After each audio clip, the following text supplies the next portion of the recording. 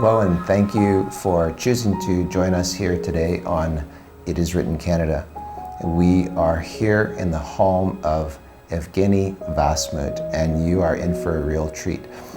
He lives here in Abbotsford, British Columbia, and he has an amazing story. I was just looking at this verse in the Bible, and it's found in Psalm 118, verse 8, and it says, "It's better to trust in the Lord than to put confidence in man." And so, Yevgeniy, thank you for joining us here on It Is Written Canada. Thanks. You grew up as a Christian, keeping the Sabbath, and you are now asked to go to the military. You Yes. were 18 years old, and it's a communist military system. Yes. And you have to go. Yeah, when you're 18 years old, it's mandatory. You have to go, and they check your health. If you're good health, they take you to the army for 2 years. Okay. Okay. So you went into the army, and how were your papers? So lady was sitting. I remember she was second from a last, and she looked through. She asked me a question, and then she gave it to that guy. The last one was an officer. He was a big rank officer. Because that time I did know that whatever that means, the whatever stars. And she said, really nice paper, she told him. And he took it, and I say, here's my chance. Here I have to tell them who I am, And I say, I would like to tell you something. He looked at me and said, what is it? I say, I am a believer. He said, what do you mean? I say, I believe in God, and I am a believer. And what is your belief? And I said, we don't work on Saturday. I don't do anything on Saturday. It's holy day. I still remember. He brought was a pencil, not a pen, pencil, red pencil. And he put a line across that first page, and he put number 213. I don't know what that meant. And I took it, I looked like this. I said, what is it? And I end up in Siberia. Maybe that was the number of Siberia. I don't know.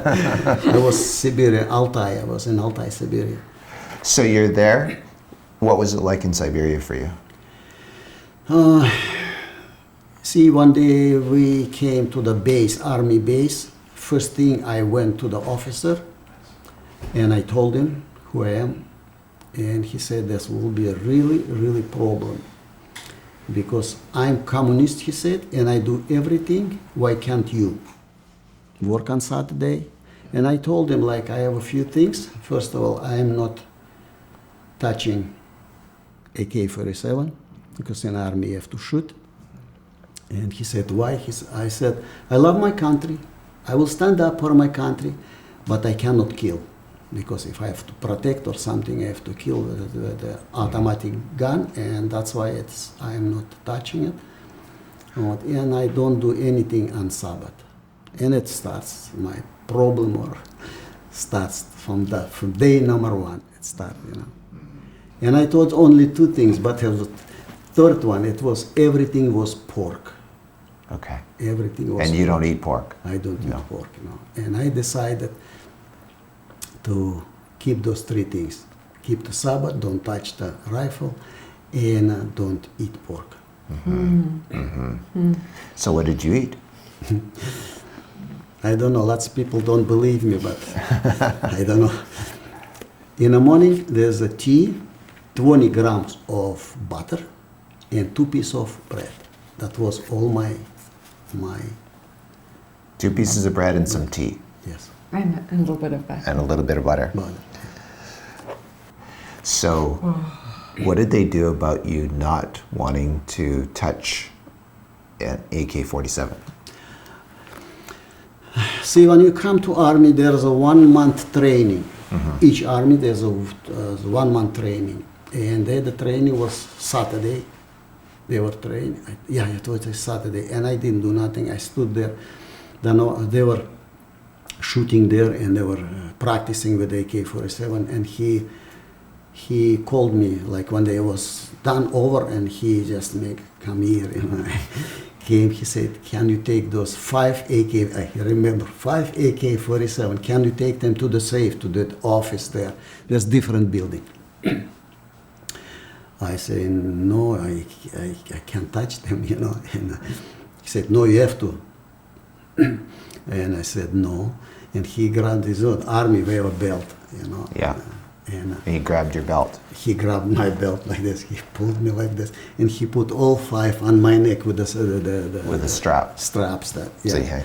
He So put- they were hanging with the hang- strap here, strap and then the right 5 here. of them were They were hanging. hanging, 5 of them, yeah. And he said, go. I said, no, I'm not going. And he started to kick me and push me, you know, to that office. He pushed me there, and he went to the room. He pushed me to that room, and there was a safe. He said, put them in safe. I said, no. And he left. He said, you can stand till you die, he said. And I stood there, I don't know for how long. Then it was so hard, I started losing it, you know, my feet, and I start to, like dizziness, you know. I thought, 1 more minute and I will fall down. And I didn't know what to do. Then I grabbed that and everything that, and put that all AK. There was a table, big table, and then safe was behind. And I put them on the table. I turned around and left. I didn't put them in the safe. And you say, so you didn't have to touch them. Yeah. Wow. So you had a friend who was Muslim, who was a part of this, and he became a communist. Yes. You want to tell us about that? In our base were 5 people. So they took them to the office, the communist office, to become the communists. And after he told me that story, and he went there, his name was Raphael. They went to that office, and he was the last one to get in. They asked him questions, same paperwork, you know. And then they asked him, the people there, they say, do you have a believer in your base, army base? And he tells me, he said, I stood there, I didn't know what to say. If I say yes, you might get in trouble, you know. Or And he doesn't want to get you in trouble. yeah, because he's my friend. If I say no, he said, if I say no, I came to become a communist, and first day I'm lying, you know. And I said, what did you say? I said, yes, we do have. And they asked what kind of, what he is doing, and they asked me, and he said, he keeps the Sabbath, and he doesn't work on Sabbath. That's all he said, you know. And he left, and he came there the same day. He told me everything. Every year in April, when we call the Subotnik, it is on Sabbath, which all the people in Russia, they go and they work for free. And they called our boss, big boss. He said, you have a believer, and he doesn't work on Sabbath. Make him to work, because they command them to make him to work. One officer came to the room, and I think they were looking for me, I don't know. And he came, he said, what are you doing here? I said, I'm sitting because I said, why didn't you go to work? I said, Sabbath. He said, why don't you work? I said, I can't work Sunday, I told him. He said, no, come. And we went there. He brought me to that main officer, that top guy.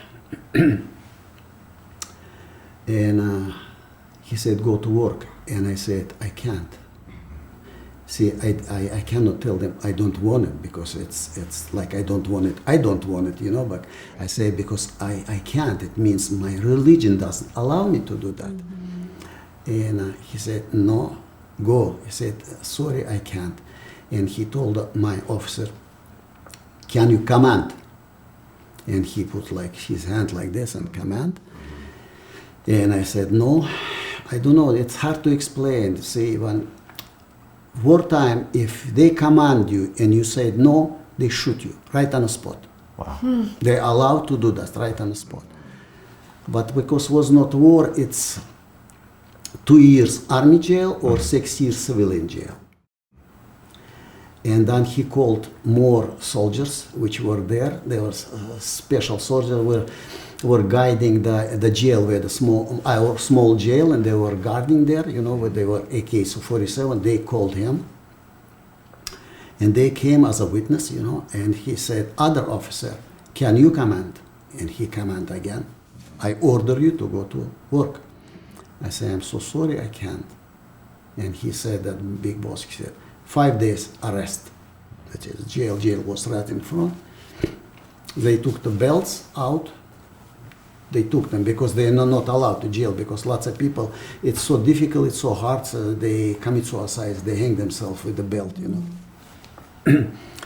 And they took everything, they brought me to the jail. Jail is a room, small room, and there's just floor, no chair, no bed, nothing. Oh, wow. And I sat on the floor, I was sitting, and like 15 minutes later, they called me. One guy came with the AK-47, he said, that big boss is calling you. I came, he said, what would you like to do? There is loading the garbage, because for winter time we have like big pile of garbage, you know. And I go and pray, you know, God, you have to help me, you know. And he did exactly what I was thinking, you know. We came to that, there was 5 people from a different floor. They were in our base, but different floor. And he came to them and he said, you make him to work. Oh yeah, those 5 people, they got in jail because on Friday they were so drunk on Friday. And they put him in a jail Friday night, and it was Saturday morning, you know. And he said, if you make him to work, as soon as you finish loading the garbage, you are free. You don't have to sit like 5 days in a jail. And I knew already, you know, what happened. And he turned around and he left, that officer.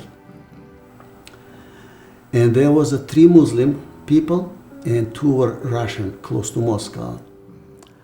And they put a shovel to the side and they came, they put around me or standing around me.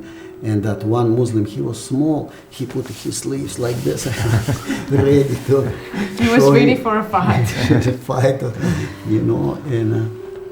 And this officer, when he left, he gave them all the power. He said, do whatever, like he didn't say, he said, make him to work, and after you're free.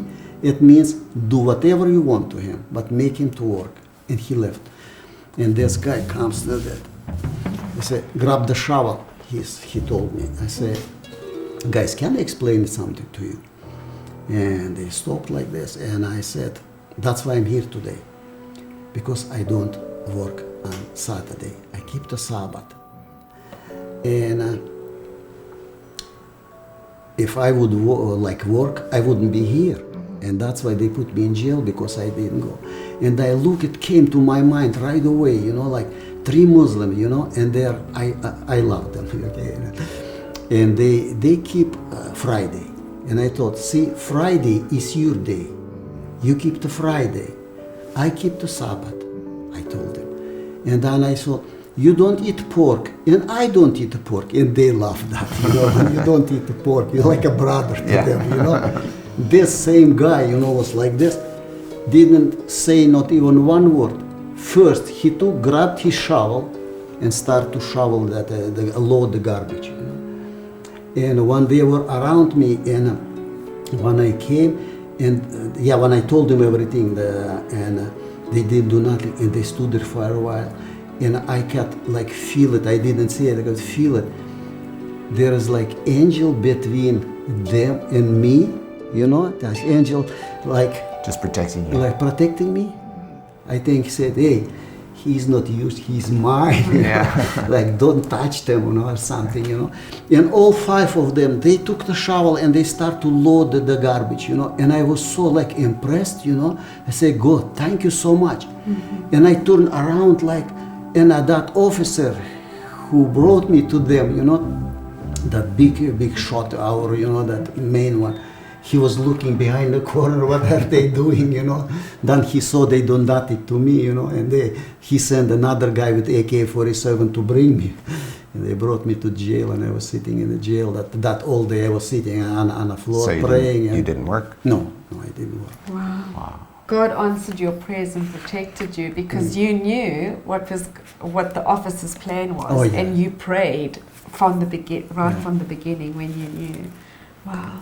So you met a high official, or a lady who wasn't really an official. She was more just a contract worker for the military. Yes, she was the manager of the bookkeepers, and I think they did all the payroll for the officers. Okay. Mm-hmm.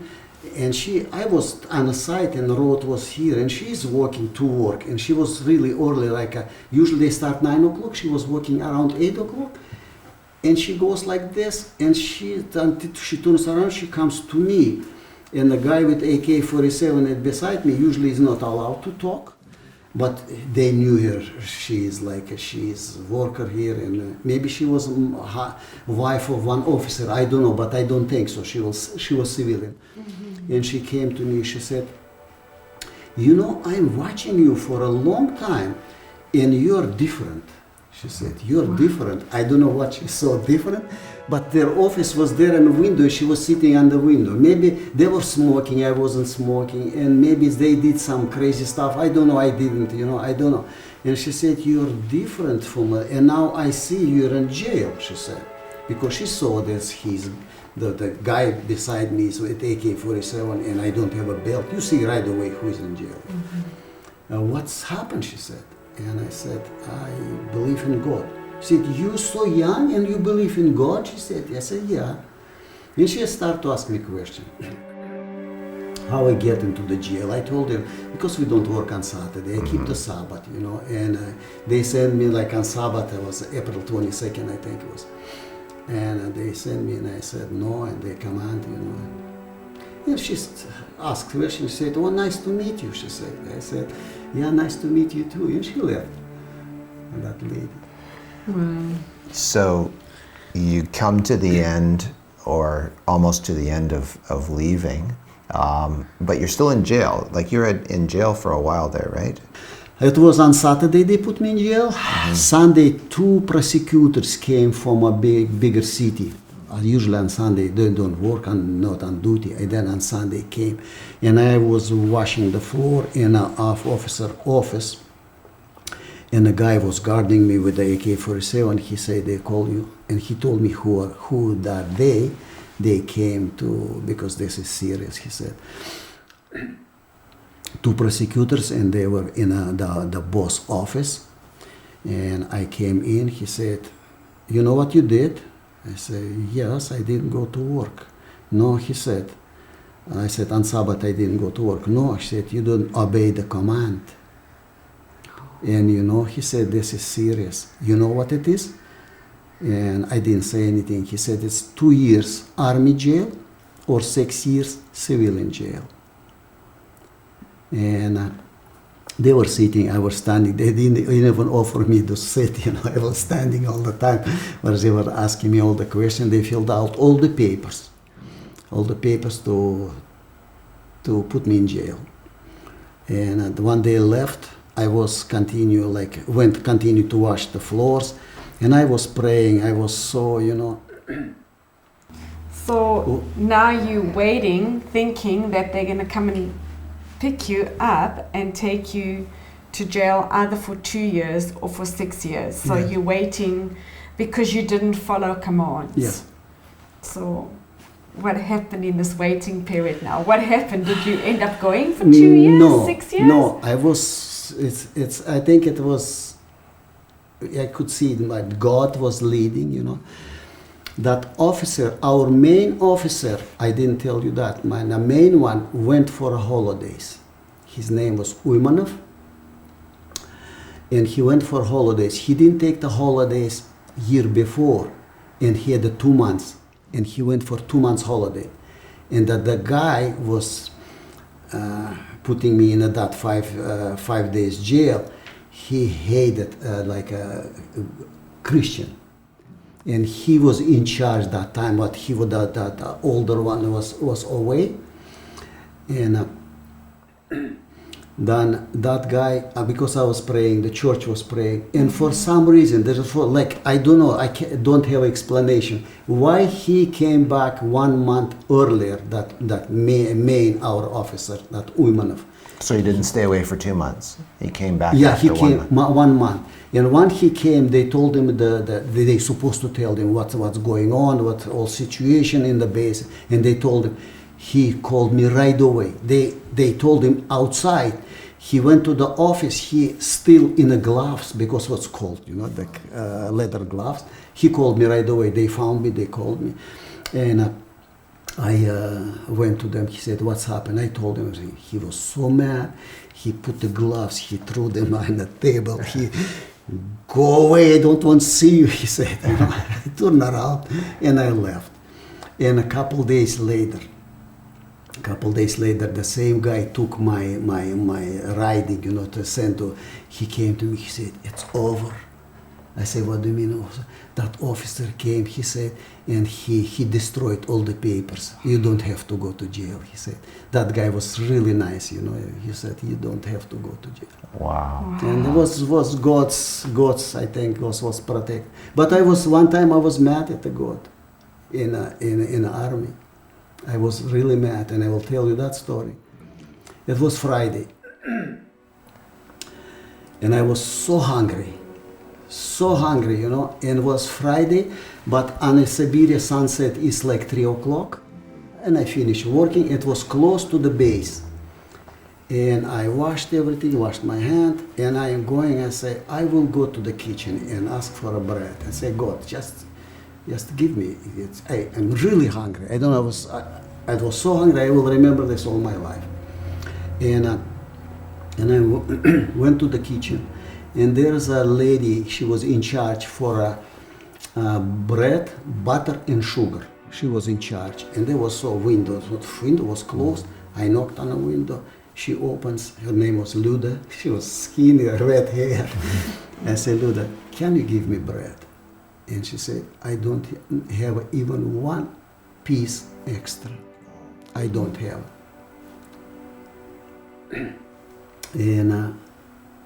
And I was like, "God, I didn't ask you for a meal. Just a piece of bread. Just piece of bread." You Yeah. know? And I was so mad, you know. I tried like keep the Sabbath and not eat the pork, Yeah. you know. Yeah. I just a little bit, you know, bread. That's it. It's funny now, but it was that time was Of not course, funny. no. I just asked you for a bread. I didn't ask you for a meal, you know. I was so, and she said, "No, I don't have." I turned around and I left, and I am walking away, and all of a sudden she opened the door. And I don't know if she calls him my name, she knew my name or not, I don't know, because it's 400 people, you don't remember them all, you know. And then she came to me, she gave me 2 pieces of bread, and they were not fresh. They were like from yesterday or day before that, you know.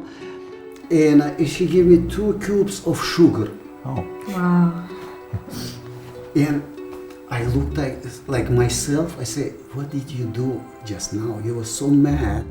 And God like was testing you, maybe, you know.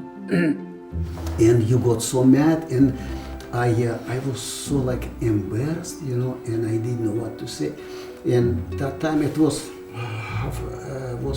I don't know how many year maybe I was in the army, you know, and I felt bad after, you know, I was like 19 years old, and I was so embarrassed because I didn't trust the God, you know, and there was a washroom in the cafeteria was a washroom, and I went to that washroom because the bread was dry a little bit. I had to make it wet, make it wet, and the sugar, the cubes, you know, I make it wet, and I'm eating, and the tears go down, you know, because I was like, God was testing me, and I was faithful to the end, you know, and I felt a little bit like, I don't know, it's for me, it's hard to explain how I was feeling, you know, at that time, you know. Of course, yes. That's why I was and after God just forgive me, you know. Well, thank you very much, Yevgeniy. And your story reminds me of the message of Acts chapter 5, where Peter, you know, answers and he says, we ought to obey God rather than men. And if we trust in the Lord, we're safe. Absolutely. He'll take care of us. Absolutely. So, I saw this all 2 years, you know, God was with me, you know. He was very much so. And God has blessed you with a beautiful home, beautiful garden, and a beautiful wife. Thank you. And so, God is so good. as we close today, I wonder if you could close with a word of prayer for us. Is it okay in my language? Absolutely. Yes, do that. Yes. Thank you so much.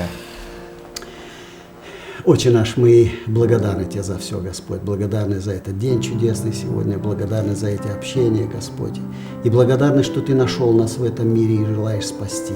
Господь, помоги, чтобы мы остались верными до конца, чтобы когда Ты пришел, мы встретили Тебя достойно. И как здесь, так же и на небесах мы могли прославлять Тебя вечно, Господь. Услышь нашу молитву, благослови.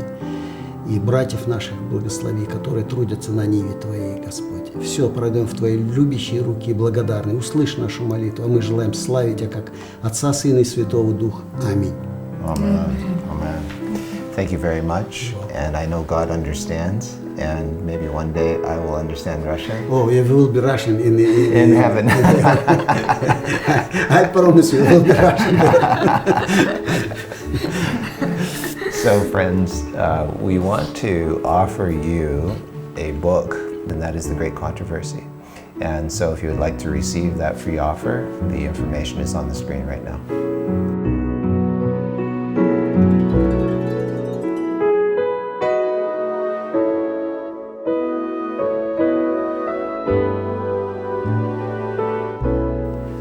Friends, we know that we can put our complete trust in the Word of God. And I just want to remind you again of the words of Jesus where He says, "It is written, man shall not live by bread alone, but by every word that proceeds out of the mouth of God."